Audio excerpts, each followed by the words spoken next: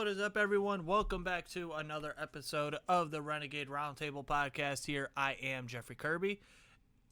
Of course, as always, we have the man himself, a.k.a. Jarryd. Jarryd, how the hell are you? Happy Thursday to us, but happy Friday for you guys watching. I hope, you guys enjoy your Memorial Weekend. I don't know what you guys are planning up doing. I will be home working. Damn. It is a shame.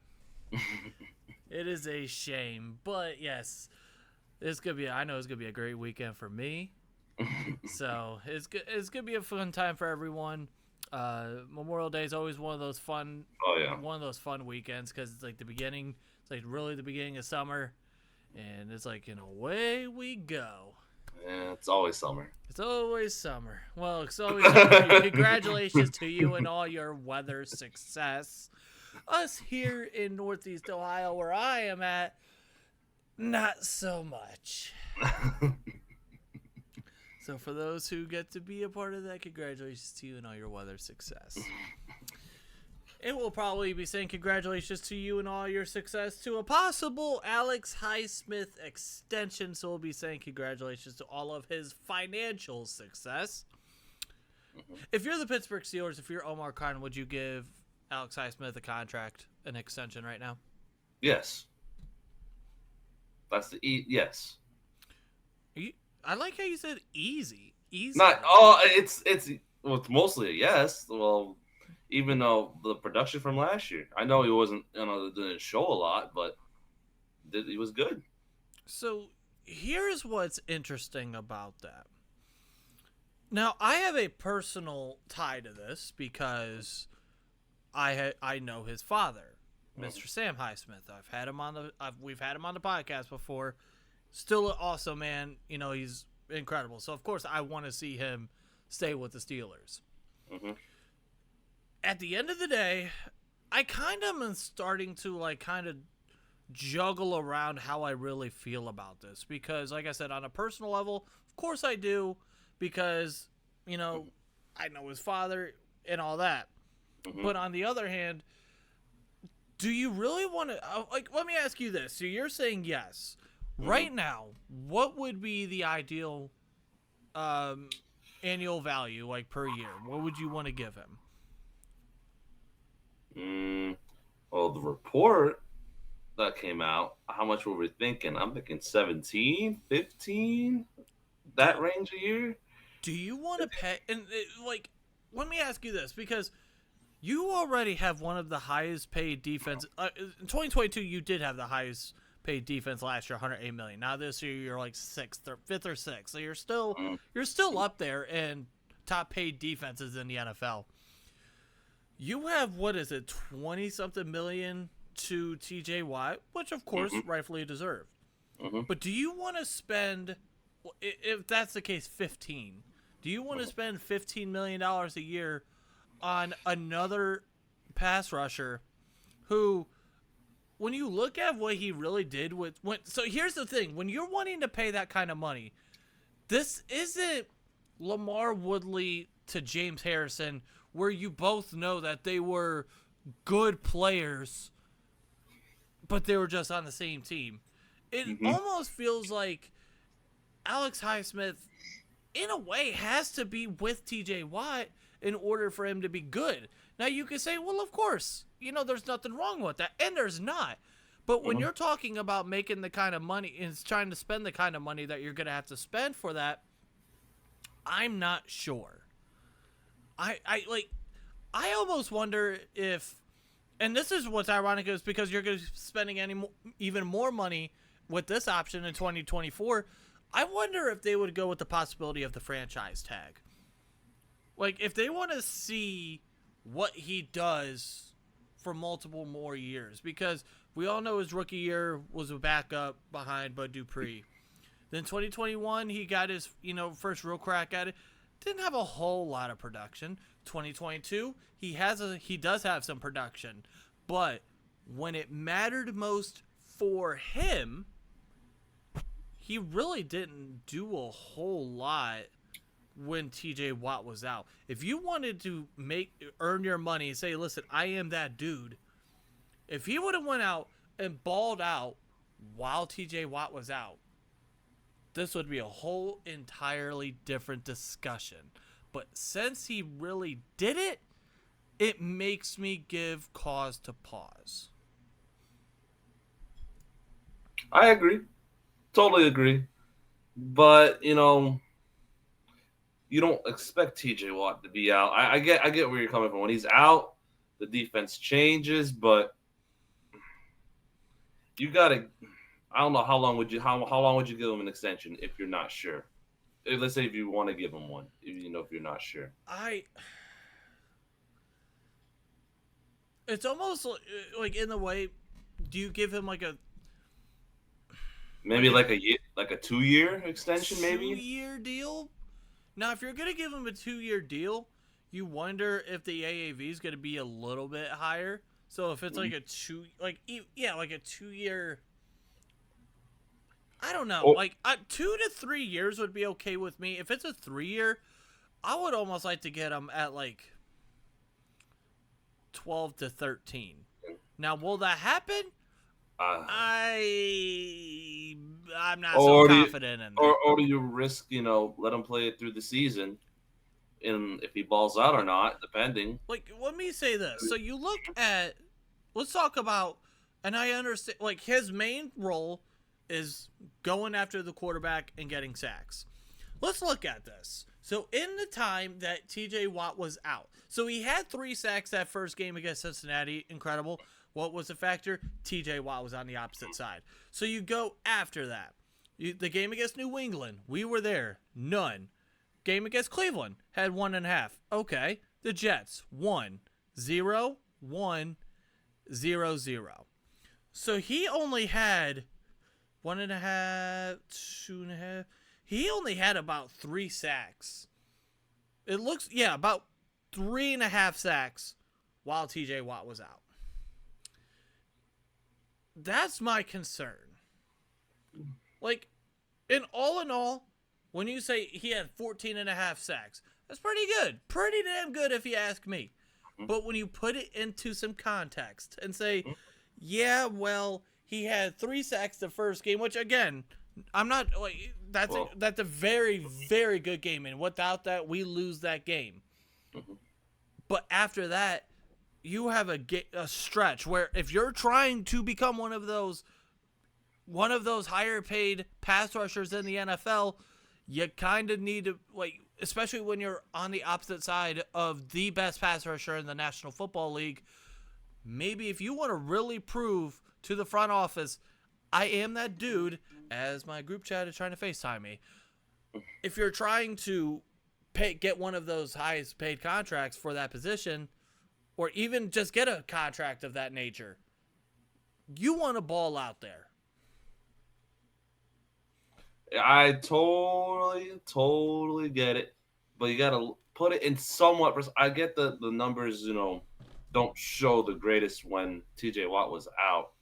He's definitely number 2, next to TJ while he's on there. But they put more, guys towards Highsmith because they know he's a good player when he was out. You got to put that into somewhat perspective, They all focus more on Highsmith because he's the better pass rusher now while TJ's out.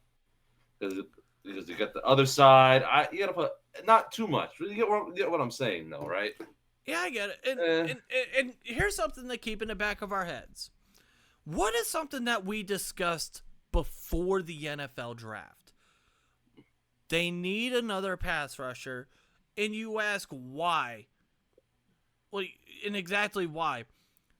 Could be the almost exact reason on why they took Alex Highsmith in 2020 with Bud Dupree being there with 1 year left. Mm-hmm. It made you wonder, okay, is he going to be the, you have this 1 year sit behind him, let Bud go, and then now Alex Highsmith takes over? You wonder about that when it comes to Nick Herbig. You drafted him. Now, I know people are saying, could he possibly go to be an off-ball linebacker? I'm not sure about that, but for right now, you're able to sit behind those guys because now you bring in a Markus Golden from Arizona. We'll get to that here shortly. You bring in, you draft Nick Herbig. you wonder if in 2024 you put him into that role and kind of do the same thing with what you did with Bud Dupree to Alex Highsmith, and now make it Alex Highsmith to Nick Herbig. Mm-hmm. I see what you're saying. I they made the right, like I said, they made all the right moves for the draft. Like I said, possible scenario. But for me right now, if you're thinking about extending him, do it now before the season starts. If you really want to do it, if you're not comfortable, you don't feel like you need to see more out of this year, let it ride out like Cam Sutton when he had his contract came up a couple of years ago, and they got him for like 2 years, but they're like I think it was like 11. I don't know how much, 9-11 mil he got a year before he went off to the Lions now. Of course, he's made more. He's a good player, great player. It's just a risk, basically, risk and type of reward. Yeah, and the other thing too is, like, you understand, like, if you were going to do something like this, you can quote unquote get away with it because your quarterback is still on the rookie contract. Mm-hmm. Like, that's an argument that I hear about Deontay Johnson. For those because we all know Deontay Johnson is very polarizing when it comes to the city of Pittsburgh and Pittsburgh fans, where you have the class of the Deontay Johnson stan lovers and then the Deontay Johnson haters. You have those two groups. And if you are in the stand, it's like you can understand why they do it, and it's okay to do it because you're not paying your quarterback a lot of money at all. So what do? You invest as much as you can and try to make this window now while your quarterback is still under a rookie contract, because let's be honest, unless your name is Patrick Mahomes and the Kansas City Chiefs, it's kind of hard to build contenders year after year after year after year when your quarterback is making the kind of money and taking up the kind of cap that he's taking, that these quarterbacks nowadays are taking up. Exactly. Well, I agree. You got to do it now before. Let's see how Kenny progresses. And that's why I would be okay with, if you were going to give him the extension, maybe make it 2 to 3 years. 2 to 3 years, because you'll still be covered, where Kenny Pickett's not going to be making a whole lot of money at that time in terms of quarterback value, but you'll still be able to get away with it. And obviously we all know the cap's going to keep on growing and growing and growing and growing. Mm-hmm. You'll be able to get away with it during that time, but I'm just and you guys will have to let me know, am I crazy for this, or are you guys with Jarryd on this? I mean, you guys have to let us know, because I don't think you're crazy for it. I totally understand. I could totally say, hey, I want to see him go for, let's see what happens this year. If he balls out, give him his money. Get, whatever amount is, whatever. And the other thing too with this is Bud Dupree. He was like, he steadily grew, and then those last couple years, he was like, all right, he really balled out. Mm-hmm. Opposite of TJ Watt. What does he do? Goes to Tennessee, gets his bag, and becomes absolutely shit. And then all of a sudden, now he's cut before the contract was over. Mm-hmm. Now, he's not going to be... Now, I don't believe... What was that? How much was that? 17 a year, something around that for Bud Dupree? It was like 5 for 80 or something like that. Mm-hmm. If my math is correct, I'm not a math wizard here. Yeah, somewhere in that range. Around that range, but still, he got paid. Now, we're not talking a 5-year deal for Alex Highsmith. At least I hope not. No, definitely not. But if you're say a 3-year deal, it doesn't burn you as much. Mm-hmm. If you're going to do it. Mm-hmm. But I agree. I think it's a 2 to 3 year extension. They do it. They have to. They don't have to, but I would like to see it done. We'll see.